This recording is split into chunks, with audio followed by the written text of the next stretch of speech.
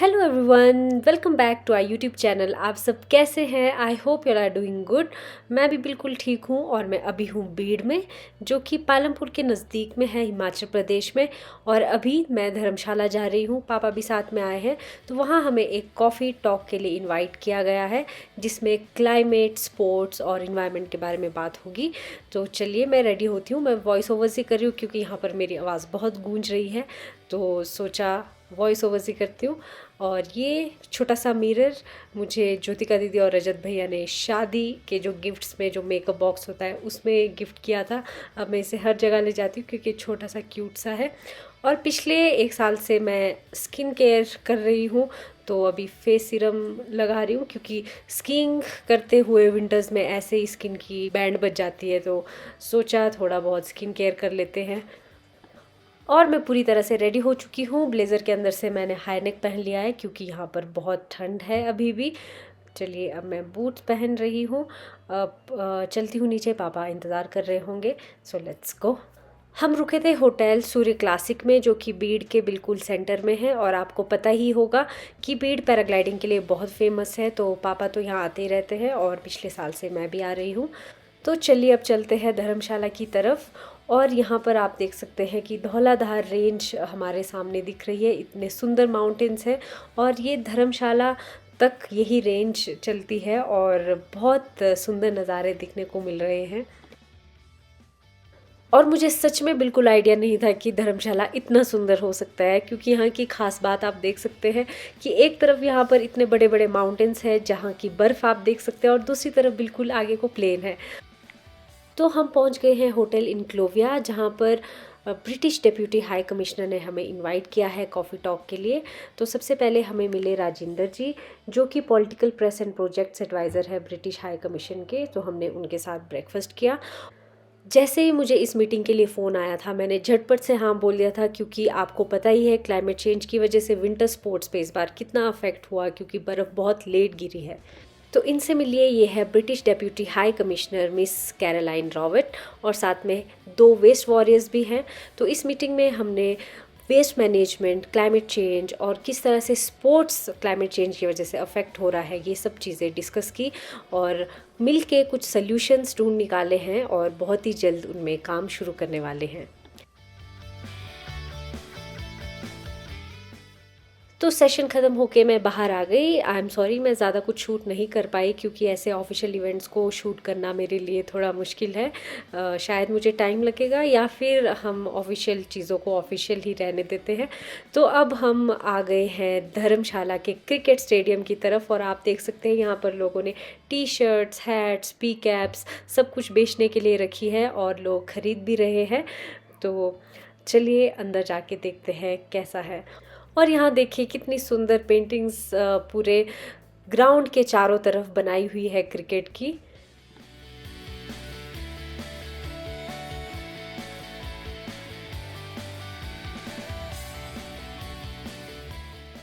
और इस तरफ लाइन लगी हुई है टिकट खरीदने के लिए, क्योंकि कल इंग्लैंड और इंडिया का मैच है।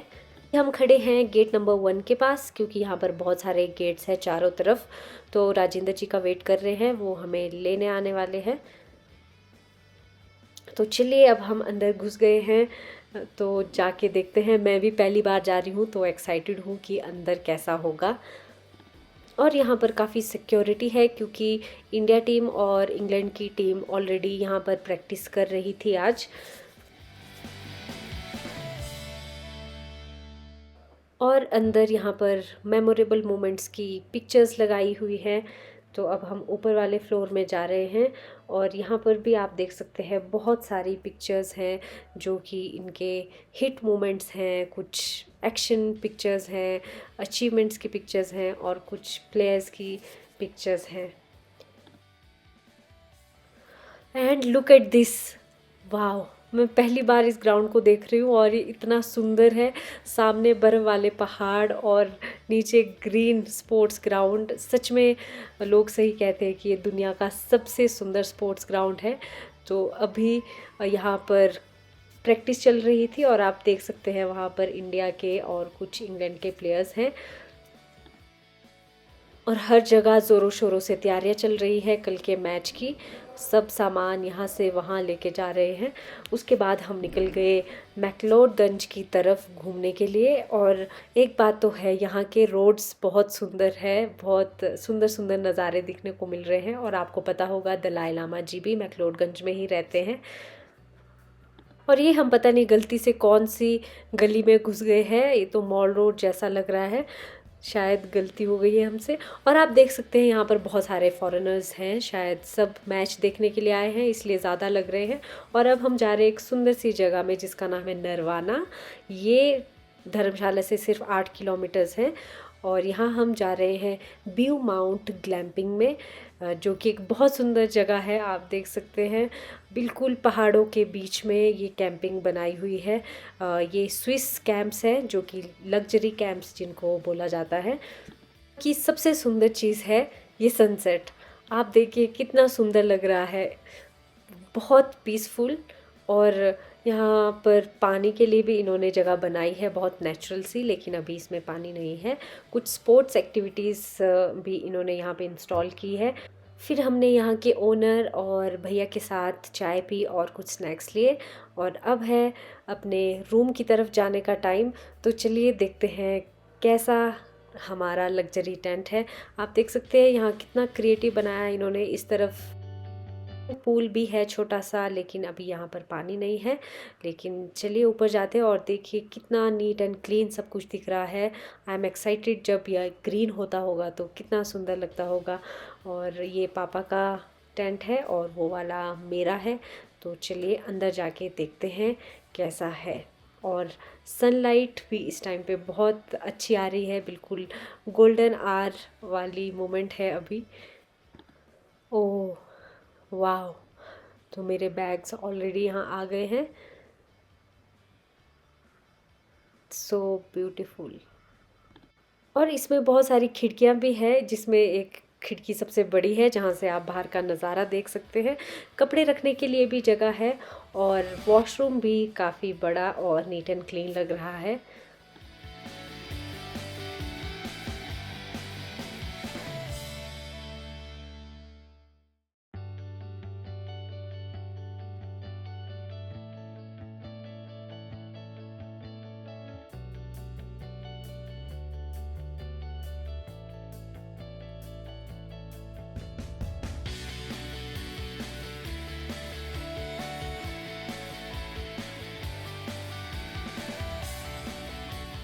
गुड मॉर्निंग गाइस, कैसे आप सब। अब जाके मैं कुछ बोल रही हूँ क्योंकि पापा के सामने ऐसे ही मेरी बोलती बंद होती है। और साथ में ऑफिशियल इवेंट था तो शायद मुझे टाइम लगेगा अभी ऑफिशियल इवेंट को ऐसे व्लॉग करने में, तो वॉइस ओवर से कर रही हूँ। और आज है दूसरा दिन धर्मशाला में। लेकिन अभी तो हम धर्मशाला से 7-8 किलोमीटर आगे की तरफ आए हैं। लेकिन आज वापस धर्मशाला जाना है क्योंकि इंडिया और इंग्लैंड का क्रिकेट मैच है। उसके बाद शाम को रिसेप्शन है और ब्रिटिश हाई कमिश्नर भी आ रहे हैं तो उनके साथ भी मीटिंग है। ये सब इवेंट्स है तो थोड़ी देर के बाद मतलब हमने वहाँ जाना। लेकिन मैं अभी तैयार होकर बैठ गई क्योंकि पापा के साथ अभी पैराग्लाइडिंग की लैंडिंग साइट भी जाना है। तो मैंने सोचा अभी तैयार होकर निकल जाती हूँ क्योंकि बाद में पता नहीं, क्योंकि हम ऑलमोस्ट अपना लगेज एंड ऑल सब कुछ लेके जा रहे हैं यहाँ से। तो शाम को देखते हैं कहाँ रुकना है, यहीं रुकेंगे या बीड़ की तरफ निकलेंगे। मैं तैयार हो गई हूँ, बस कंघी करने को रह गए बाल। मैंने सोचा था कि यहाँ पर उतनी ज़्यादा ठंड नहीं होगी, लेकिन यहाँ काफ़ी ठंड है। तो शुक्र है मैं ऐसे गरम गरम कोट साथ में लेके आई थी।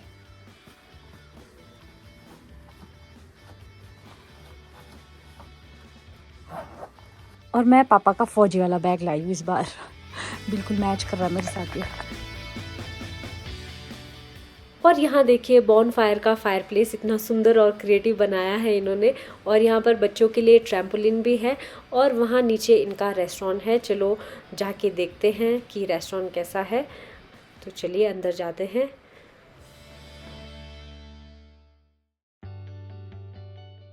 काफ़ी सुंदर है विद माउंटेन व्यू। तो चलिए अब हम चलते हैं और मैं यहाँ व्यू माउंट ग्लैम्पिंग फिर से आना चाहूँगी जब ये बिल्कुल ग्रीन होगा। फिर हम आ गए निर्वाणा हाइट्स, जो कि होटल एंड रेस्टोरेंट है। और यहाँ बैठने में बहुत मज़ा आया क्योंकि यहाँ से बहुत सुंदर व्यू दिखता है। आप देखिए। और यहाँ से पैराग्लाइडिंग की जो लैंडिंग साइट है वो भी दिखती है। और साथ में ही एक छोटे से ग्राउंड में घोड़े घास चर रहे हैं, तो मैं थोड़ी देर इनको देखने बैठ जाती हूँ। और फिर शाम को लैंडिंग साइट देखने के बाद हम जा रहे हैं धर्मशाला और स्टेडियम पहुंच गए हैं। और देखिए शाम को तो ये बहुत चमचमाता हुआ नज़र आ रहा है, तो चलिए अंदर चलते हैं। तो रिसेप्शन ऑलरेडी शुरू हो चुकी है और ऑलमोस्ट सारे गेस्ट भी पहुंच चुके हैं शायद।